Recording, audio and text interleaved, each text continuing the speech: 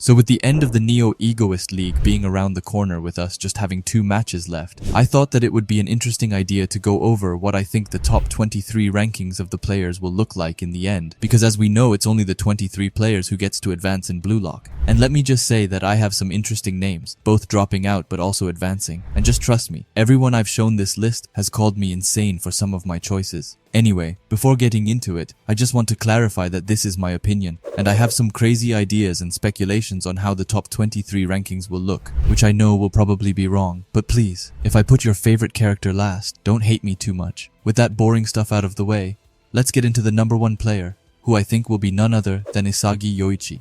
Now currently Rin is standing at first place, but I think that after the PXG and Bastard Munchen match is finished, Isagi will have overtaken him. However, this is also on the basis that Isagi is the one to score the final goal. My guess for his salary is 250 million, which I know is a huge jump from his earlier 150 million, but I really believe that he will get this. First, I thought that it was going to be 300 million, so he would match Kaiser, but that seems like too big off a stretch. But in this game, Isagi has already been absolutely crazy, as he first made one of the craziest goals in the series, that being his 2-gun volley. However, putting Isagi in first is also based on my personal prediction that I believe that he will go into the next arc as the best player in BLUELOCK, because if I'm honest, then my number 2 player has had a bit off a better game. And I'm of course talking about Itoshi Rin, who I believe will get a salary of 248 million, just falling short off Isagi. Now personally, I would say that Rin has had a bit of a better game than Isagi has had currently. Rin has scored 1 goal like Isagi, but also when he went into his absolute devour mode, he also absolutely made a fool out of both Isagi and Kaiser, which I know sounds contradictory to my earlier statement, off me putting Rin under Isagi, but that's only because I feel like going into the U20 World Cup arc, Isagi will be the strongest. However, I wouldn't be mad if someone put Rin over Isagi either, as I feel like it would be valid. But for me, Isagi is standing still at the top. Now moving on to the 3rd spot, we have Baru. Now as we know, Baru is right now at a 150 million offer, and it's something that he can't change as Ubers has finished playing their games. This also goes for Aiku, Sendo, Nico, Aryu, and Fukaku. Anyway, the reason Baru is still in the number 3 spot is because I don't see anyone under him getting more than 150 million. Baru has showcased insane plays in Ubers, and has scored, I believe, 2 to 3 goals in each game that we have seen, at least against FC Barca and Bastard Munchen. And that's the reason why he's been able to gain such an amazing offer, as he's really shown to the world what he can do and how amazing of a goal scorer he is. There's nothing much more to say about Baru really, as all of his games are finished. So instead, let's get going over to the number 4 spot, where we find the freak of BLUELOCK Shidu. Now Shidu has had a pretty good game. He scored the first goal for PXG, but after that he's been pretty much marked by Kunigami, and hasn't been able to have a real impact. At least not that I can think of at the top of my head. And for that reason, I believe that he will get an offer of 130 million, which is a 30 million boost compared to his 100 million he got before the Bastard Munchen match. And to be honest, I just don't see him getting ahead of Baru with his current performance. It would be if he scored the final goal of the game, but I doubt that he will, as I fully believe that Bastard Munchen will come out victorious. Moving on to the 5th spot, we find the monster of BLUELOCK, who's of course Bachira. I believe that in the final ranking, he will go from 79 million all the way to the 100 million mark. This is due to the fact that firstly, he is the best player on FC Barca and will play a major role in the game against Manshine City. And I also believe that he will score at least 1 goal in this game, and a 21 million boost for 1 goal isn't that crazy in my opinion. But why I can't put him any higher is firstly because I feel like 100 million is such a safe number for him, but also because I don't believe that FC Barca will win their final game, as I believe that it will be Manshine City who comes out victorious. But I definitely see Bachira scoring at least 1 goal. Now here is where we move into a spot where most of you will just click off the video, because my next pick is honestly kind of delusional. But please bear with me on this one and just hear me. Now who have I put on the 6th spot, which I'm so afraid to show? Well, it's none other than the Aomori's Messi Hajime Nishioka. Now, and I know what you are thinking, currently he only has a 3 million bid, which is the lowest of them all. But I believe that in this last game of the Neo Egoist League, he will step up and show his true strength and get himself a 70 million offer. Either that, or he was just a joke character and will get left in the shadow realm. But my theory is that Nagi will continue in his fall off, and because of that, Nishioka will take this chance and be absolutely insane, and he will score 2 absolutely wonder goals in the FC Barca match. I believe that Chigiri will score 1 goal, which is going to be the first goal for Manshine City. But then Nishioka will awaken himself and show why he's called the Aomori's Messi. and pull off 2 wonder goals and go into the next arc like a Joker character and be a super unpredictable player. Now I know that this sounds insanely insane, and that's because it is totally insane. However, when I'm wrong at the end of the Neo Egoist League, feel free to laugh at me, but until then, I will continue to believe in my boy, Nishioka. After that, we get to once again a Manshine City player, but this time Chigiri, who I believe will get a 68 million offer, as I believe that he will probably score 1 goal in the Manshine City game. But if he does not, then I believe that he will at least send in a couple of assists towards Nishioka's goals. This is only because I still believe that Nagi's fall-off will continue, and before you accuse me of hating Nagi, I really don't. I believe that he will get his spark back, but in the U20 World Cup instead, when he sees all of his teammates being ahead of him. Anyway, back to Chigiri. I know that his earlier offer was 55 million, and this would mean that he would only get a 13 million boost. However, I didn't find a number that truly made sense for him, so I just put him here to be honest, and it's mostly because I don't see him leaving the top 7, and I feel like he will remain in that spot. Anyway, continuing to once again another Manshine City player, we find Rio this time, who's sitting on an 8th place with a 65 million offer. Now I hope to the gods that in this last game, Rio will abandon Nagi, like Nagi did in the second selection, and Rio will instead start to focus on Chigiri and Nishioka and be the main playmaker to them. Also, this plan only applies if it turns out that Nishioka is actually going to step up, because if he doesn't, then my rankings are completely fucked, so I'm praying that he will. Anyway, with that said, I think that Rio will at least score 2 assists in this game, maybe even 3. And that will result in him growing further away from Nagi and going all the way up to the 8th spot. They are also up against FC Barca, and having Rio in the midfield I think is crucial against them, as he will be able to take them down pretty easily with his copy abilities. And all of that combined is why I believe that he will get a 65 million offer. Hey, it's Natsu, mid-editing here, and I just wanted to pause the video to ask you to subscribe if you haven't already, and while you're already down there, why not leave a like as well? Now finally moving away from the Manshine City players, we get to the Ubers where we find Aiku at a 9th place, still with a 60 million offer, which is pretty obvious as he can't play any more games to get it up. I think that the 9th spot is pretty good for Aiku, as I believe that it's a must for him to be in the top 10, but not too high, and I believe that he will be quite low in there, which is why I put him at the 9th place, as he's the best defender we have seen outside of Lorenzo. However, in the Neo Egoist League, it's mostly goals that gives the players a higher bid, which is why it's hard for a defender to really shine and get himself that huge offer. But still, with Ubers having the best defense in the league, I believe that he's managed to get away pretty good with a 60 million offer. Swiftly moving on, we go over to the 10th spot, where we find the dark horse Kunigami, whose offer I believe will stay the same, meaning that I believe that he will have a 50 million offer. Now let's be honest, what has he really done in this game? The only thing which I can think about is how he's been shutting down Shidu and man-marking him, which, don't get me wrong, it's an amazing thing, and him doing that has helped bastard Munchen out massively. However, in the games before, when his offer has increased significantly, he scored a goal, and now with him not scoring or even having a shot at the goal, I doubt that it will be interesting for any new investors to bid on someone who hasn't been in the spotlight this game. This is what I was talking about when going over Aiku. Even if they are having a generally good game and is doing lots, and for example man-marking players, as long as they aren't making any flashy moves or goals, I doubt that their offers will increase. Moving on to someone who has had a much better game than Kunigami, and that's the Crow Karasu. Now the thing I said earlier kinda also applies to him a bit. However, lately he's had a bit more impactful moments, which is why I believe that he will get on the same level as Kunigami, and also get a 50 million offer, which would mean a 15 million boost from his earlier, which when saying it out loud, it feels a bit low as he's been super important in the bastard Munchen game. However, even though he's blocked Isagi's last shot, and also gotten himself meta vision, I still doubt that he will skyrocket in terms of offers, but with that said, I wouldn't be surprised if he got a bit higher bid either. After that, we get to the best goalkeeper in the series, who's of course Gagamaru, who I believe will end on a 48 million offer. I feel like Gagamaru has had a bit of a worse game right now than his earlier, but even then, he still managed to at the last second save Rin's shot, which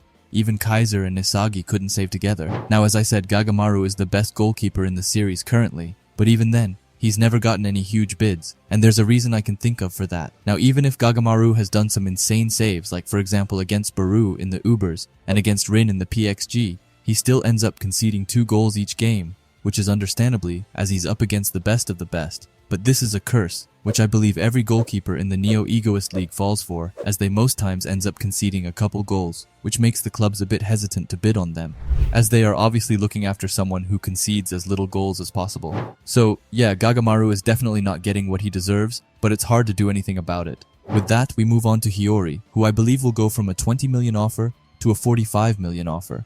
Now Hiyori was so incredibly hard to judge as he only had a little playtime in the Ubers game, but even then he managed to get in and assist an absolute banger of a goal, but still he only got 20 million for that. However, now he's been in the game for the whole match and has been an insanely important puzzle pieces, as he firstly helped towards the 2-gun volley goal, but also stopped one of Rin's shots when he outclassed both Kaiser and Isagi once again.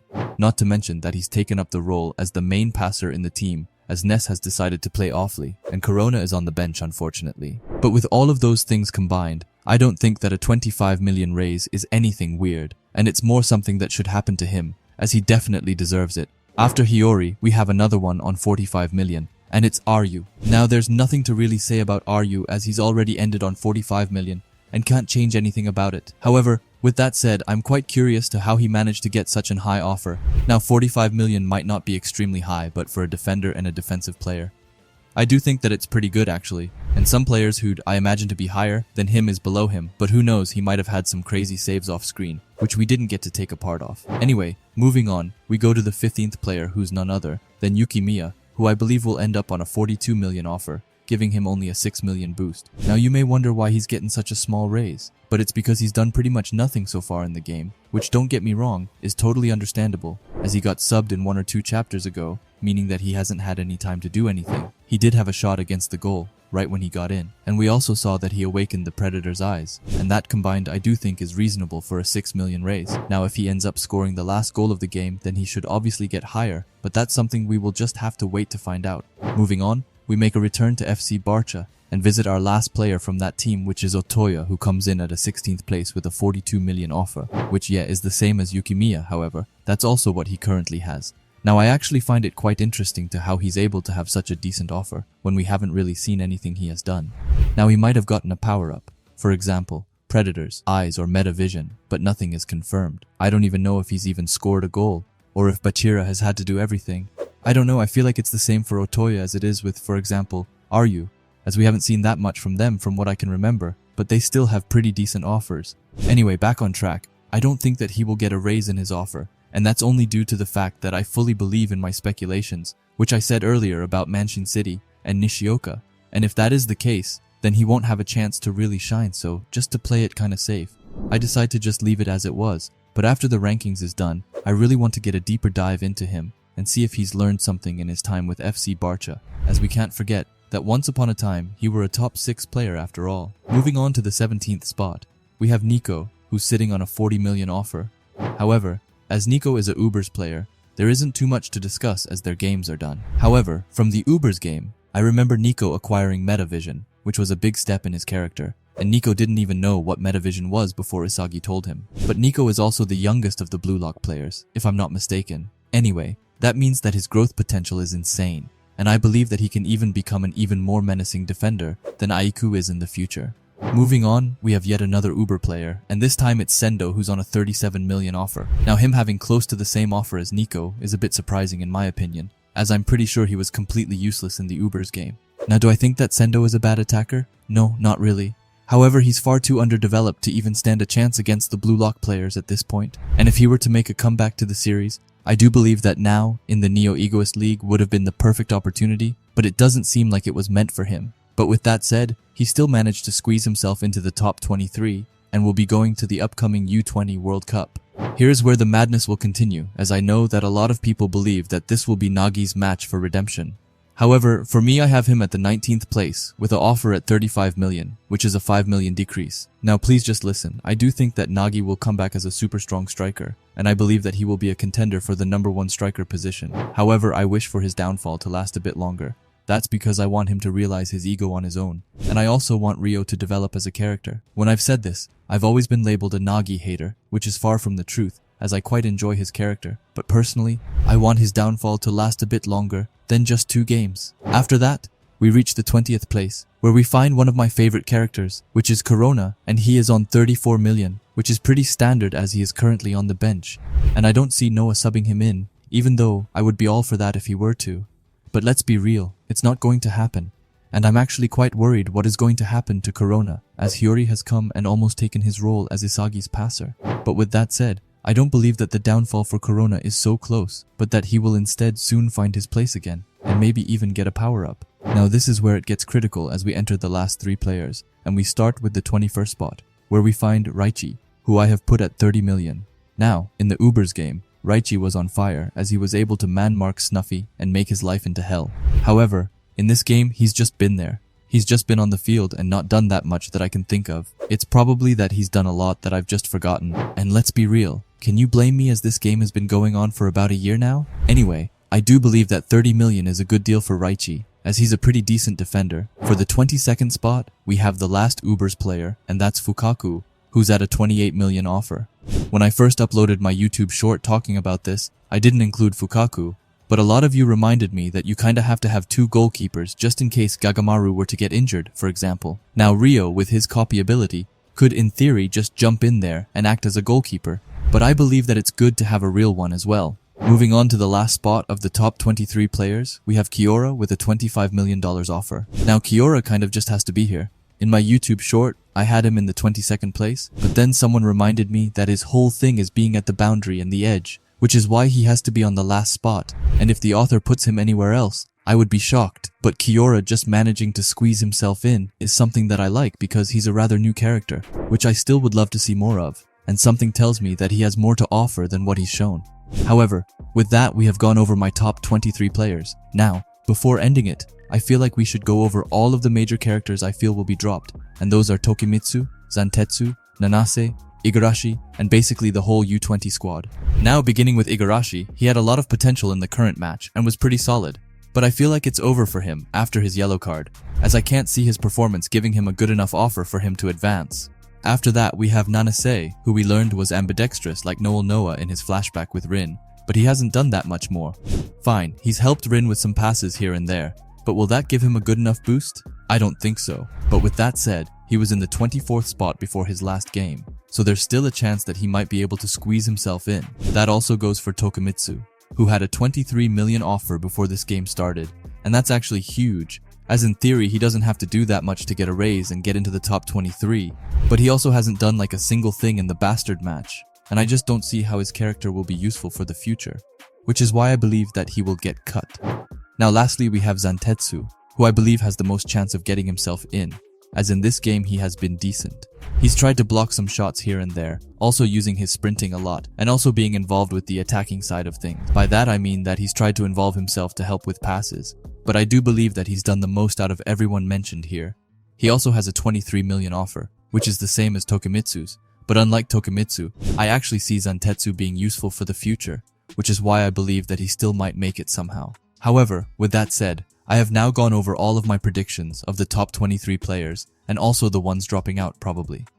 Now this was actually pretty hard, as firstly there's so many to pick from, but also because I really want my theory with Nishioka to be right, so I had to make some sacrifices here and there. Anyway, with that said, please tell me your top 23 predictions down in the comments, as this is the topic that I'm most interested in at the moment. Anyway, if you like BLUELOCK and videos like this, then I would highly suggest you subscribe to this channel, and while you are at it, leave a comment and a like, as it helps out with the algorithm a ton. And if you are curious to see another video of mine, then please watch the video that will be popping up on the screen now. Anyway, thanks for watching and have a great day. Bye.